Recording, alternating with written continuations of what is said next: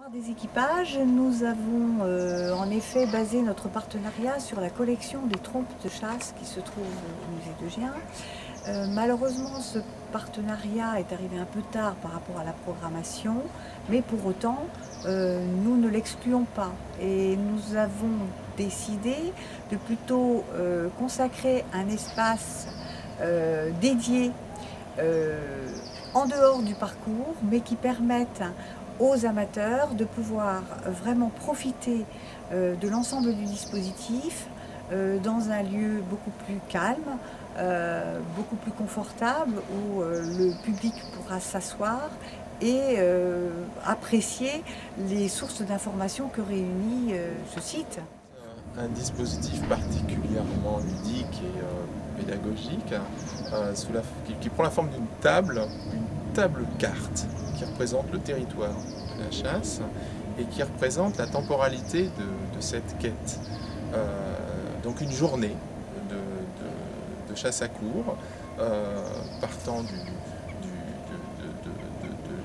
de l'enquête, du rapport, en passant par le rapport et toutes les séquences qui caractérisent une journée de chasse et qui permet au public de comprendre toutes ces situations et d'activer au moyen d'un bouton à chaque fois la fanfare qui correspond à telle ou telle situation. Donc là, on a une trompe qui trône au milieu de cette table. C'est une vaste table autour de laquelle on peut réunir 6 à 8 personnes dans des situations de médiation avec un médiateur ou en accès libre. Et pour cette table, nous avons eu l'aimable participation de M. de Roal qui a bien voulu constituer les textes explicatifs pour chacune des étapes que nous avons repris pour essayer d'harmoniser par rapport à l'ensemble du discours. On peut préciser qu'en fait, chaque média nécessite une posture.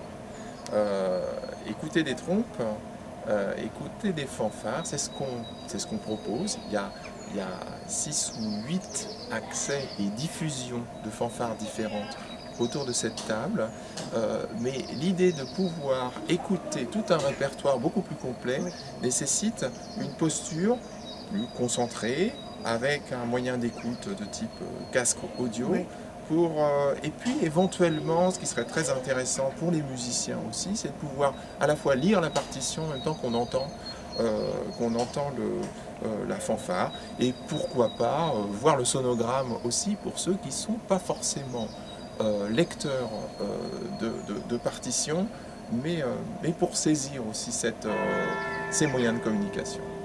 C'est l'occasion de mettre en scène un sujet aussi varié que celui des chasses et du rapport des chasseurs avec la nature, et l'occasion pour nous de découvrir un ensemble de traditions, un ensemble de postures